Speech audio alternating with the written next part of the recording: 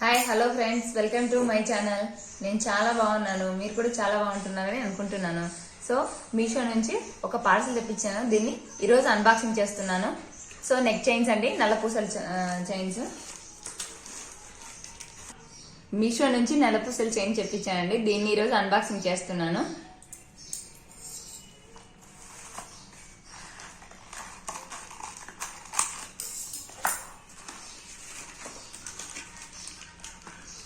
ఇదిగోండి 4.